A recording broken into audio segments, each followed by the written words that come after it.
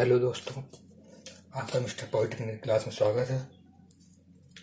तो दोस्तों, आज हम पढ़ेंगे चैप्टर नंबर 5, सदिशों का योग, अंतर एंड वियोजन। ये हमारा नया नेक्स्ट चैप्टर है। अभी तक हमने सरलक के बारे में पढ़ा था पिछले वीडियो में। अब ये नया चैप्टर स्टार्ट हो गया। इसमें हम सबसे पहले जानेंगे कि सदिश है क्या। हमने अभी तक फिजिक्स में पढ़ा है कि सदिश किसे कहते हैं, बस वही सदिश यहाँ पर भी लागू होता है। सबसे पहले हम सदिश राशि कहते किसे थे? यदि कोई राशि का क्या है, परिमाण तथा दिशा दोनों हो। किसी कोई भी राशि उसका क्या हो, परिमाण और व दिशा। परिमाण व दिशा यदि हमें दोनों ज्ञात हैं तो वो क्या हो जाती थी, सदिश राशि हो जाती थी। और अदिश क्या थी, जिसमें दिशा ना हो, केवल क्या हो, परिमाण हो। ठीक है, ये तो होगी केवल डिफिनीशन। अब इस मैथ में इसका क्या उपयोग है, देखिए इसमें कुछ फार्मूले दिए गए हैं, उसी फार्मूले के अनुसार में हम हल करेंगे। सबसे पहले एक फार्मूला दिया गया, सदिश का मापांक कैसे निकालते हैं। सदिश का मापांक, सदिश का मापांक, सदिश का मापांक का मतलब है सदिश का परिमाण। सदिश का मापांक का मतलब क्या है, सदिश का परिमाण। यदि सदिश का परिमाण पूछे तो कैसे निकालते हैं, ये हम आपको एक सवाल में बताएंगे, लेकिन इसमें केवल दिखाया गया है कि इसको रिप्रेजेंट कैसे करते हैं। इसको रिप्रेजेंट करते हैं इस तरीके से, मॉड के अंदर वेक्टर ए, इस तरीके से, या ऐसे भी ले सकते हैं इसको, ए बी, इस तरीके से मॉड लगा दीजिए बस। इस तरीके से हम व्यक्त करते हैं। ये तो केवल हो गया मापांक निकालने का तरीका, कि मापांक को कैसे व्यक्त करते हैं। अब निकालेंगे कैसे, ये भी हम आपको बताएंगे। इसके बाद एक फार्मूला और दिया है, वो फार्मूला है कि इकाई, क्या दिया है, इकाई सदिश। इकाई सदिश, इकाई सदिश को इसको कहते हैं यूनिट वेक्टर। यूनिट मतलब इकाई होता है, एकक या इकाई।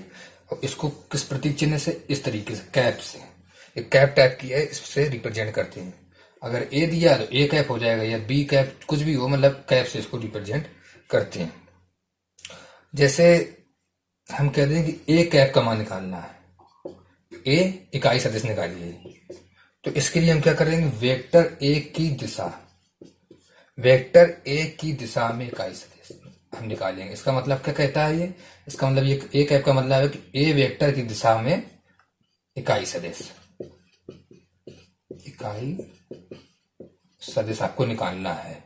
वेक्टर ए की दिशा में क्या करना है, कि दिशा इकाई सदिश निकालना है। और इसका फार्मूला इसने बताया है कि वेक्टर ए बटे मॉड के अंदर वेक्टर ए, इस तरीके से। ये हो गया इकाई सदिश निकालने का फार्मूला।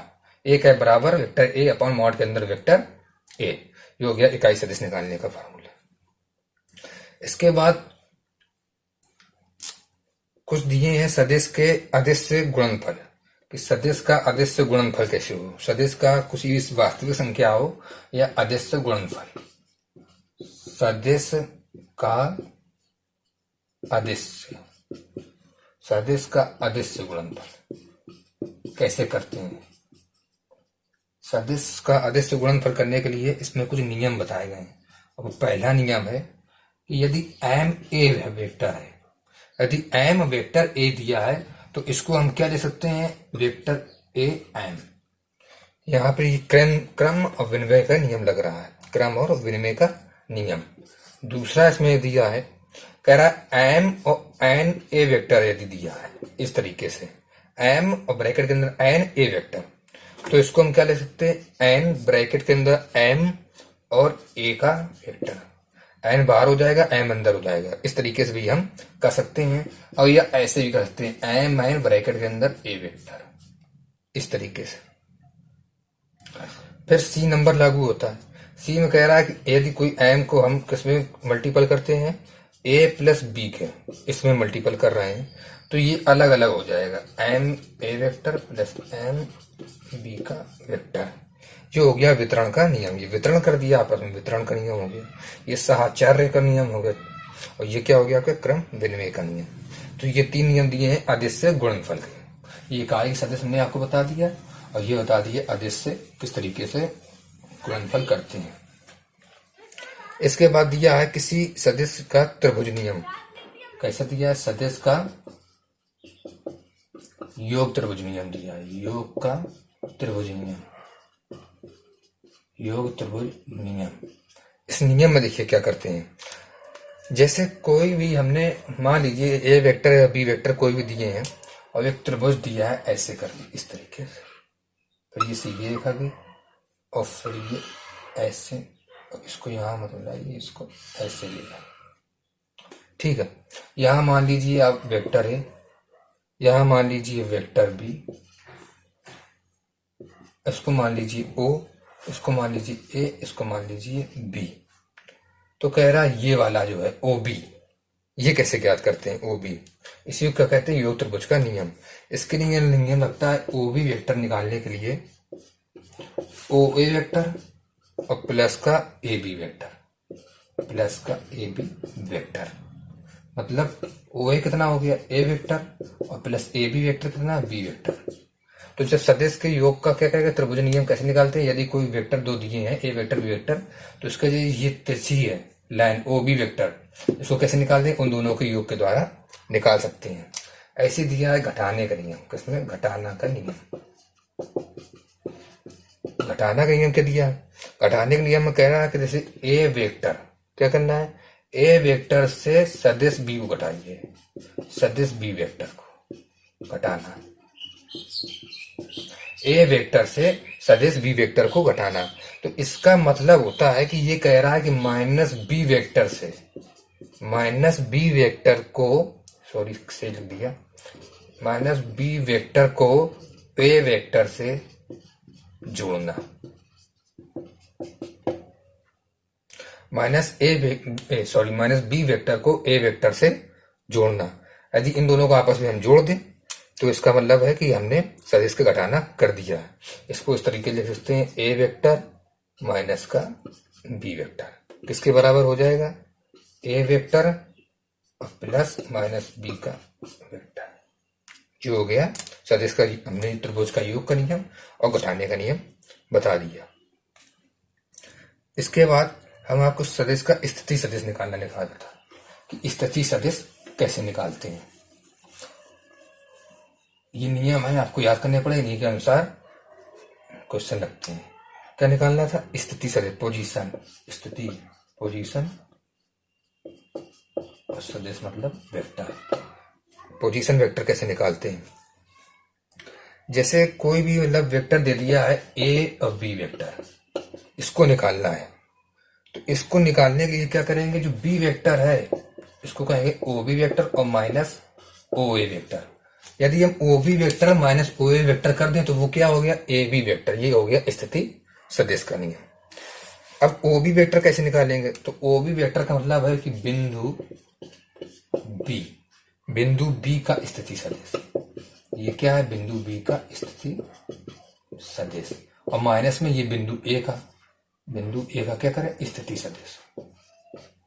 यदि हम बिंदु बी का स्थिति सदिश और माइनस बिंदु ए का स्थिति सदिश निकाल लें और आपस में उनको घटा दें तो घटाने से हमें क्या मिलेगा? ए बी वेक्टर मिल जाएगा।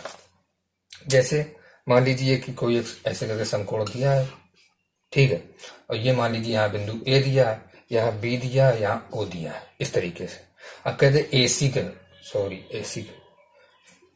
जैसे निकालना है एसी का, तो हम क्या करेंगे? बिंदु सी का स्थिति सदिश निकालेंगे। किसका निकालेंगे?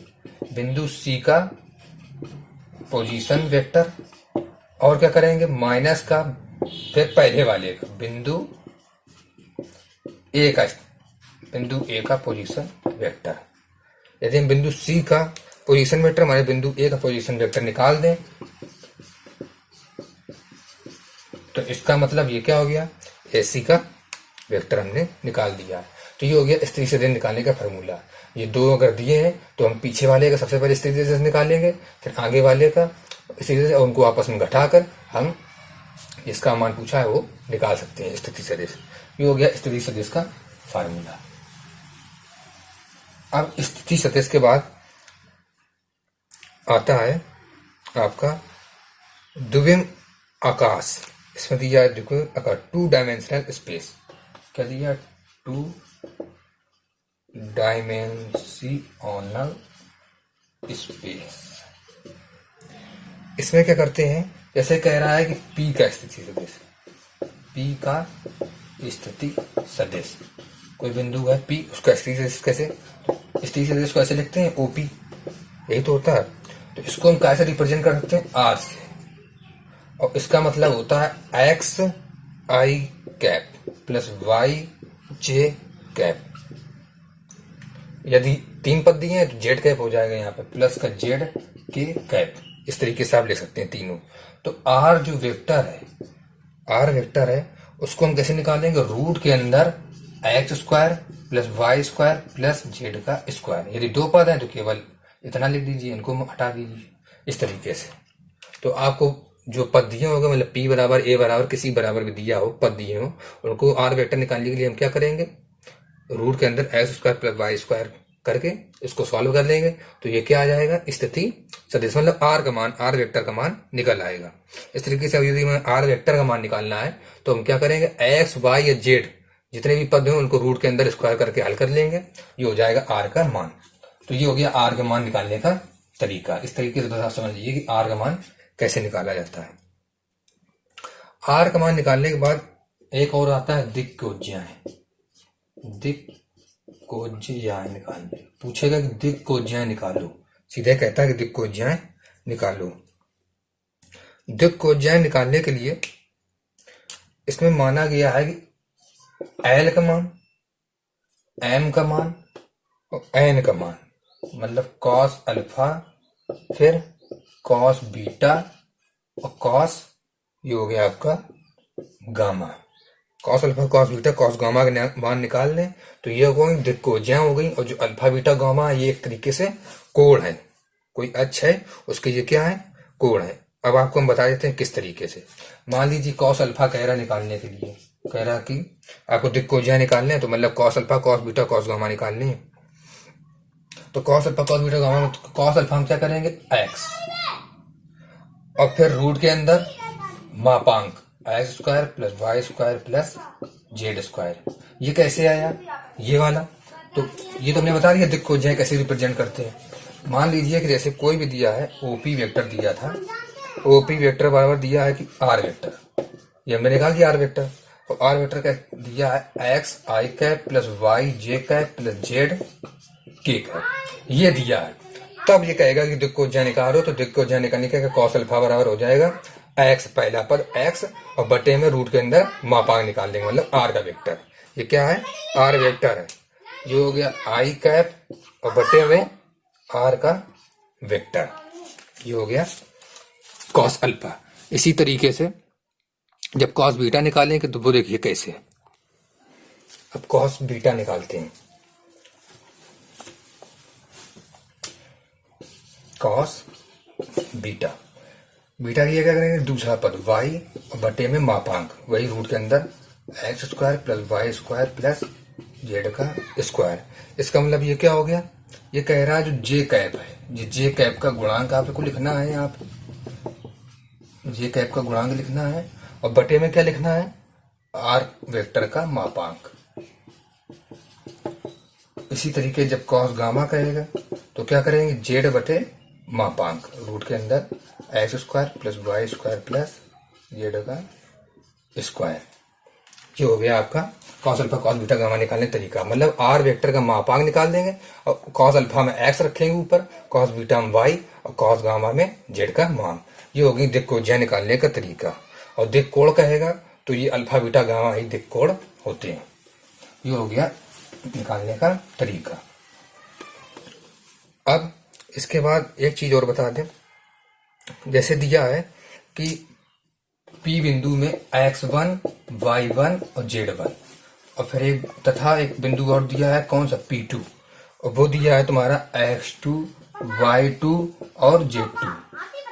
दो दिए हैं, दो बिंदु दिए हैं। तो इनकी जो दिक अनुपात होगा, अब कहेगा दिक अनुपात निकालो। क्या निकालो? दिक अनुपात। तो दिक अनुपात निकालने का तरीका है x2 माइनस x1, फिर y2 माइनस y1 और कॉमा z2 माइनस z1। ये हो गया दिक अनुपात। हम दिक को ज्याएं बताई थी। अब दिक अनुपात, अब इसी में से कह दिया अगर दिक को ज्याएं, क्या कह देता? दिक को ज्याएं निकालो। दिक को ज्याएं तो क्या करते थे? x2 माइनस x1 और बटे में मापांक निकालते। इसमें मापांक और निकालना पड़ेगा। बस ये हो गया मापांक निकालने का तरीका। इसी तरीके से इसमें y2 माइनस y1 हो जाएगा बटे में मापांक, और यहाँ हो गया z2 माइनस z1 बटे में मापांक। और मापांक कैसे निकालेंगे? मापांक निकाले रूट के अंदर वही एक्स स्क्वायर, सॉरी एक्स नहीं, स्क्वायर नहीं होगा, भाई यहाँ दो दो पद दिए हैं ना, तो हो जाएगा x2 माइनस x1 का स्क्वायर इस तरीके से। फिर प्लस y2 माइनस y1 का square plus z2 minus z1 का स्क्वायर। ये हो गए इस तरीके से मापांक निकालने का तरीका। भाई x2 में से x1 घटाएंगे फिर स्क्वायर करेंगे तभी तो मापांक निकलेगा। दोनों को निकालना है, एक का तो निकालना नहीं कि x y z लिख दें। इस तरीके से क्या हो गया? दिक को ज्याएं और दिक अनुपात निकालने का तरीका। ये हो गई कंडीशन। अब इसके बाद ये दो कंडीशन और बची हैं, वो देख लीजिए। कह रहा है कि समतली सदिश और असमतली सदिश कैसे निकालते हैं। समतली तथा असमतली सदिश।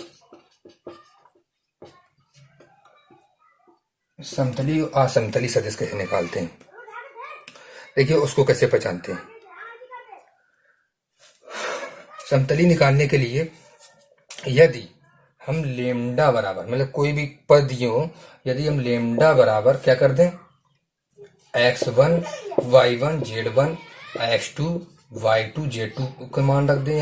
यहाँ रख दें x3 y3 और z3, और इसको क्या कर दें? 0 के बराबर।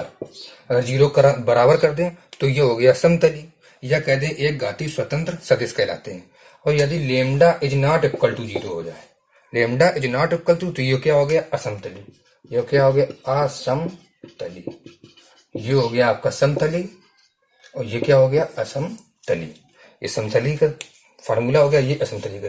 आपको एक कोई भी दे देगा, जैसे A vector B vector C vector दे दिया, उसको सारणी के रूप में लिख लीजिए। जब सारणी के रूप में लिख जाए उसको बराबर पे 0 कर लीजिए और हल कर लीजिए, वो हो गया समतली। और जब असमतली का आएगा तो लेमडा का मान 0 के बराबर नहीं आएगा। तो ये हमने दो बता दिए, समतली और असमतली निकालने का तरीका। ये सबसे सरल तरीका है। और भी समतली निकालने के तरीके हैं, लेकिन ये सरल तरीका है। इस तरीके से आप हल कर सकते हैं। अब इसके बाद हम आपको बताने जा रहे हैं क्वेश्चन। क्वेश्चन किस प्रकार से हल करें। तो देखिए सबसे पहले क्वेश्चन क्या दिया है। सबसे पहला क्वेश्चन दे रहा है कि कोई भी वेक्टर दिया है, जैसे वो दिया है r1 वेक्टर बराबर, r1 वेक्टर दे रहा है कि 2i प्लस 4j, यहाँ कैप लगे हैं, प्लस 5k कैप, इस तरीके से दिया है। सॉरी यहाँ माइनस है। और फिर यहाँ है r2 का वेक्टर। यहाँ क्या दे रहा है? यहाँ कह रहा है केवल i कैप प्लस का 2j और प्लस का 2k कैप। ये दो चीजें दे रहा है, i प्लस 2j और प्लस, सॉरी यहाँ फिर से 3 है, 3k। इसको देखिए सॉल्व कैसे करते हैं। इसमें कह रहा है r का इकाई सदिश निकालिए। क्या निकालना है? इकाई सदिश। इकाई सदिश, सॉरी इकाई मतलब होता है यूनिट। यूनिट वेक्टर देखिए कैसे निकालते हैं। यूनिट वेक्टर के लिए हमने क्या बताया था, मतलब ए का बराबर सूत्र पर क्या बताया था? ए वेक्टर बटे मॉड के अंदर ए का वेक्टर, ये बताया था। देखिए इसी के अनुसार हमें फार्मूले याद होने चाहिए, तभी हम हल कर पाएंगे। हमें क्या एक वेक्टर निकालना था। ए वेक्टर नहीं, यहाँ दो पद दिए हैं, तो दो मतलब है तो दोनों जोड़ लीजिए तो पूरा एक हो जाएगा। तो are vector plus r2 vector, इनको आपस में जोड़िए, 2 और 1 3। देखिए जोड़ने में केवल i j j और k बस ऐसे करके जोड़ेंगे, तो सीधे सीधे जोड़ दीजिए। 2 और 1 3 i कैप, फिर प्लस का 6 j कैप और माइनस का 2 k कैप। ये हो गया क्या? r वेक्टर प्लस r2 का वेक्टर। इसके बाद देखिए क्या करते हैं। इसके बाद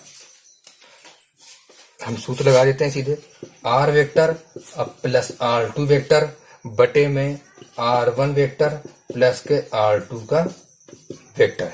हो गया। मतलब एक है ए वेक्टर और मॉड के अंदर ए वेक्टर। अब देखिए कैसे, मान रख दीजिए, देखिए 3i प्लस 6j माइनस का 2k कैप, ये क्या हो गया, मान रख दिया हमने, अभी जोड़ा था जो 3i plus 6j minus 2k। अब मॉड कैसे निकालते हैं, x का स्क्वायर, y का स्क्वायर और फिर z का स्क्वायर, बस अब इसको हल कर लीजिए सीधे सीधे। 3i प्लस 6j माइनस का 2k कैप, अब इसको 3 करना हो, 6 2 दूनी 4, इनको आपस में जोड़िए, रूट के अंदर आएगा 49, तो ये सीधे आंसर आ गया, ऐसे रहेगा। बटे में कितना आ जाएगा 7, ये हो गया आपका आंसर। ये जो हमने ये यहाँ पे लिखा है, ये चीज यहाँ पे लिखी है 3i plus 6j minus 2k बटे में 7, ये हो गया आपका सदिश निकालने का तरीका। अगर योग कहेगा तो देखिए योग ऐसे निकाला जाता है R1 प्लस R2, मतलब I को I के साथ में जोड़िए, J को J के साथ में और K को K के साथ में जोड़ दीजिए, ये हो गया जोड़ का तरीका और ये हो गया इकाई सदिश निकालने का तरीका। तो इसमें हमने सीधे आपको 2 बता दिए, जोड़ भी बता दिया और इकाई सदिश भी बता दिया कैसे निकाला जाता है।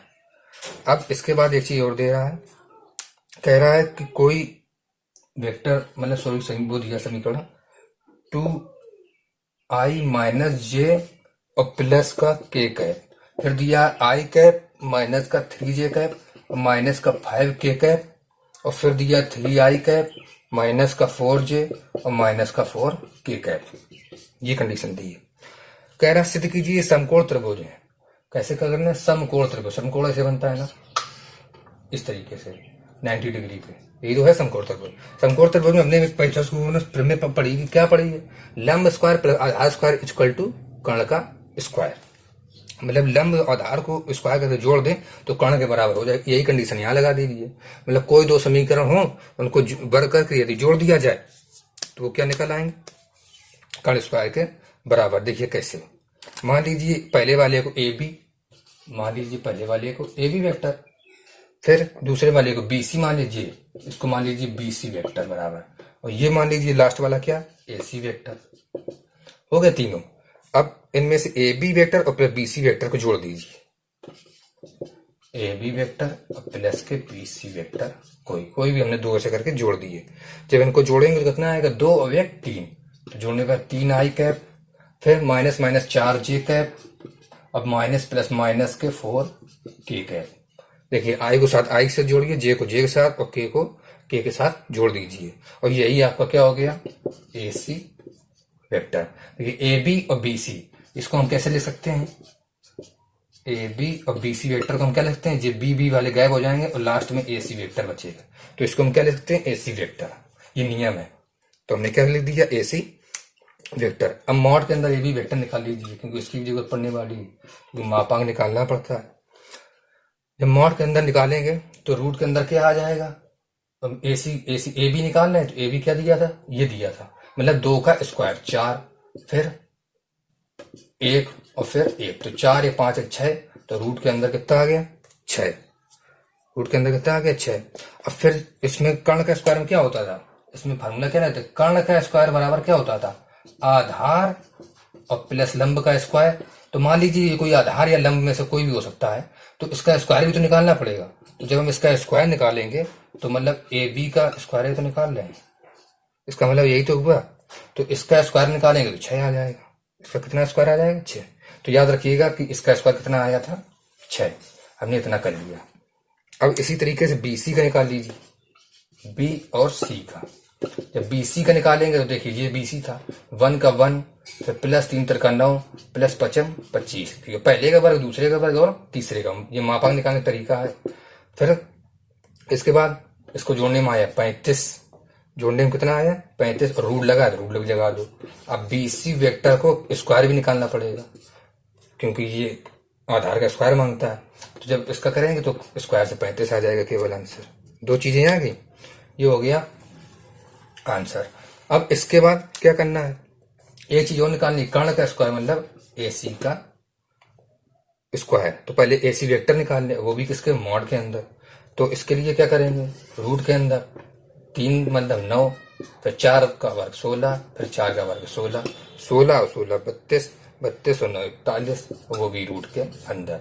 तो स्क्वायर निकाल लीजिए, स्क्वायर का निकला 41 केवल, स्क्वायर का निकला 41। तो जो हमने मान निकाले हैं वो देखिए क्या क्या निकले हैं। अब इनको हम मिटा के बता दे रहे हैं। आप कृपया कॉपी में नोट करते चलें, वरना आप भूल सकते हैं, क्योंकि मेरा बोर्ड है छोटा, मुझे मिटाना पड़ता है। तो हमने जो ए बी का मान निकाला था वो निकला था 6, और क्या निकाला था, बी सी का मान निकाला था, जो बी सी स्क्वायर है ये सब, इन सबका स्क्वायर कर दीजिए, ताकि इसका मान जो निकाला वो कितना था 35 था, और जो ए सी का निकाले हैं वो कितना निकाले हैं 41। तो यदि हम दो जोड़ दें, इसमें यही तो नियम चलता है, कर्ण स्क्वायर बराबर आधार और लंब, यही चलता है। तो इसमें क्या कर दीजिए, वही नियम लगा दीजिए, मतलब 6 और यदि 35 को जोड़ें तो 6 5 11, 3 और 1 4, 41 आ गया। देखिए यही तो 41 यहाँ लिखा है, मतलब इन दोनों को जोड़ने पे ये आ रहा है, ये कंडीशन मतलब समकोण की मानना है। सवाल में यही पूछा ये समकोण त्रिभुज है, हाँ ये समकोण त्रिभुज है, क्योंकि ये नियम को फॉलो कर रहा है। मतलब A B square plus B C square बराबर ए सी स्क्वायर हो रहा है, ये नियम फॉलो कर रहा है समकोण का, पाइथागोरस प्रमेय का, इसलिए ये प्रूफ हो गया कि ये समकोण त्रिभुज है।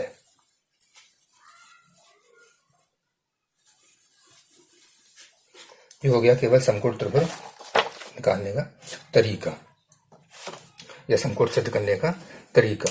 अब एक सवाल दिया है 3i माइनस का 4j और प्लस का 4k कैप, ये दिया है। इसमें कह रहा है दिक् कोज्याय निकालिए। क्या निकालना है, दिक् कोज्याय।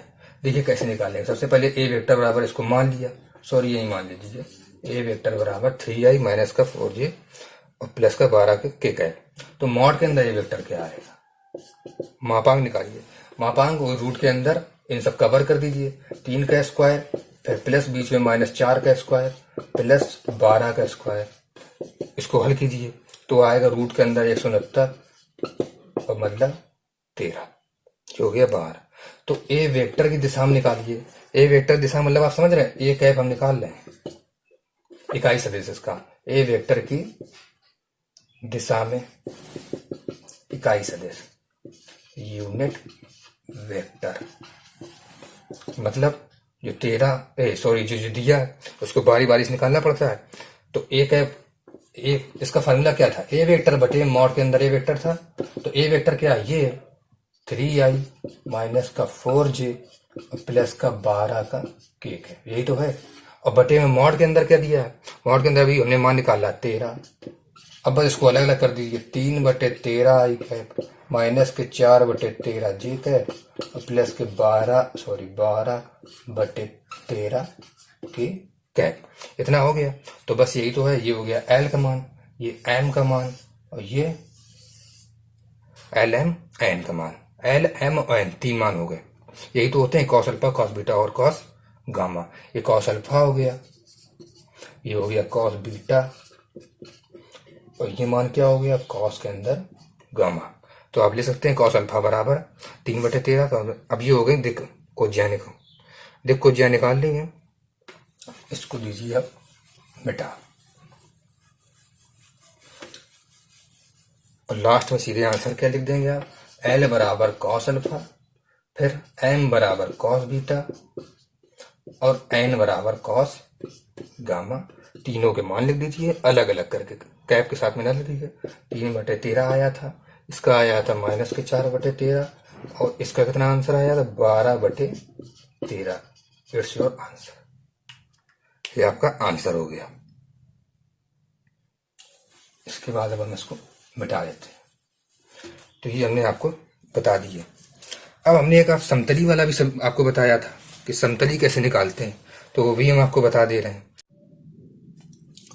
2i कैप माइनस का 4j कैप प्लस का 5k कैप, फिर इसके बाद i cap minus lambda j cap plus का k कैप माइनस का 3i कैप प्लस का 2j कैप माइनस का 5k कैप। कह रहा है ये समतली है, तो लेमडा का मान बताएं। हमने समतली के लिए आपको कंडीशन बताई थी, यदि हम लेमडा को बराबर क्या कर दें, साढ़े बना के 0 कर दें। साढ़े बना लीजिए, 2 लिख दीजिए, -4 5 लिख दीजिए, 1 माइनस लेमडा 1 और 3 2 माइनस के 5, बराबर में 0। इतना हो गया। अब हमने आपको सारणिक हल करना बताया है, उसी तरीके से आप इसको हल कर लीजिए। देखिए कैसे, विस्तार कर दीजिए। यहाँ 2, फिर इसको छोड़ा -5 लेमडा से गुणा हुआ तो 5 लेमडा, फिर इसका हुआ -2, फिर -4 की बारी आई तो -4 और -4 तो कितना हो गया, +4। ये -4 है और यहाँ एक सूत्र में होता है -4 तो +4। इसको छोड़िए और ऐसे करके छोड़िए तो -5 और 3 कितने आया, -5 और -3। फिर किसकी बारी आ गई, 5 की बारी आ गई। 5 वाले हम करिए, फिर 5 में ऐसे करके छोड़िए, रो छोड़िए, कॉलम छोड़िए, तो 1 कम 2 और -3 लेमडा, माइनस एक सूत्र में होता है -+3 लेमडा। बस अब इसको हल कर लीजिए, अंदर गुणा कर लीजिए, 10 लेमडा -4 -32 +10 और कितना है 15 लेमडा बराबर में 0। इसको हल कर लीजिए तो आ रहा है कितना, 25 लेमडा बराबर में 26। तो हो गया लेमडा बराबर 26/25 किसके बराबर हो गया, लेमडा बराबर। जो हो गया हल। सारणिक बना दी, सारणिक करने के बाद इसको विस्तार किया, विस्तार करने के बाद हल कर लिया, लेमडा बराबर आ गया 26/25। ये हो गया समतली कंडीशन और समतली को हल करने का तरीका। अब इसके बाद हम एक और आपको बता देते हैं। अब वो तरीका है 2 बिंदुओं के बीच की दूरी। कैसे, 2 बिंदु जैसे दे दे 3, 4 और 5। अब एक और बिंदु दे रहा है, कौन सा, -1, 3 और 3। कह रहा 2 बिंदु है, बीच की दूरी निकालिए, बीच की दूरी, डिस्टेंस निकालना किसके बिटवीन में। एक बिंदु ये दिया है पॉइंट और एक पॉइंट ये दिया है। तो पॉइंट दिए, इनको मान लीजिए, इसको मान लीजिए x1, इसको मान लीजिए y1, z1, इसको x2, इसको y2 और इसको z2। इस तरीके से हम मान सकते हैं। इसको मान लीजिए x1, इसको y1, इसको z1 पहले बिंदुओं में, इसमें x2, y2 और z2। इस तरीके से हो गया। अब मान लीजिए ये a के बराबर था, ये b के बराबर। अब माने या ना माने, एक तरीके से सिंबल टाइप का मानना है। तो ए बी बराबर क्या निकालेंगे, हमने आपका फार्मूला बताया था ना कि जब 2 बिंदु दिए तो कैसे निकालते हैं, तो x2 - x1 का स्क्वायर, ठीक है, प्लस y2 - y1 का स्क्वायर, प्लस z2 - z1 का स्क्वायर, और इसके बाद इतना हो गया। अब इतने के बाद यहाँ स्क्वायर रहता है, या फिर सीधे इधर का स्क्वायर उठा के सीधे करनी कर दीजिए, अंडर रूट चढ़ा दीजिए इस तरीके से। इसके ऊपर क्या चढ़ गया, अंडर रूट। अब अंडर रूट के अंदर जो मान दिए हैं वो हल करते जाइए। x2 - x1 का स्क्वायर करना है तो x2j है, x1j है, तो -1 से -3 गया तो -4, और -4 का किया वर्ग तो हो गया 16। कितना हो गया, 16। फिर प्लस y2 - y1, y2 दिया है 3 और y1 दिया 4, 3 में से 4 गया बचा -1, और -1 का जब स्क्वायर किया तो 1 आया, तो 1 लिख दीजिए, हो गया। इसके बाद इसकी बारी आई z2 - z1, z2 दिया है 3 और z1 दिया है 5, तो 3 में से जब 5 घटाएंगे तो -2 आएंगे, और -2 का जब वर्ग करेंगे तो कितना आ जाएगा, -4। देखिए एक बार इसको हल करें, इसमें कुछ दिक्कत हो रही है। ये 3 दिया है तो कितना आ जाएगा, -3, सॉरी ये -3 है, -3 और -5 तो हो गया -8। अब आ गया समझ में, ये हो गया -3 है और ये सूत्र में -5 जाएगा यहाँ पे, तो -8, और 8 का वर्ग होता है 64। 8 का वर्ग क्या होता है, 64। इसके बाद अब इसको जोड़ लीजिए सबको, तो जोड़ने में कितना आएगा, 16, 17, 17 और 64 कितना हो गया, 81। 17, 64 कितना हो गया, 81 हो गया। इसके बाद ये आ गया 9, यही आपका हो गया आंसर। तो बस इस चैप्टर में इतना ही। इसमें हमने बहुत सारे फार्मूले और आपको सवाल बताए हैं। इसमें इसी फार्मूले के बेस में ही केवल सवाल आते हैं, आप फार्मूले पर ध्यान दें, आप अपने आप से क्वेश्चन हल कर लेंगे। और प्लीज क्वेश्चन अधिक से अधिक लगाएं ताकि आप भूले ना लगाना। इस वीडियो में इतना है दोस्तों, बहुत बहुत धन्यवाद। और प्लीज मेरे वीडियो को लाइक, शेयर और सब्सक्राइब करना ना भूलें। बहुत बहुत धन्यवाद।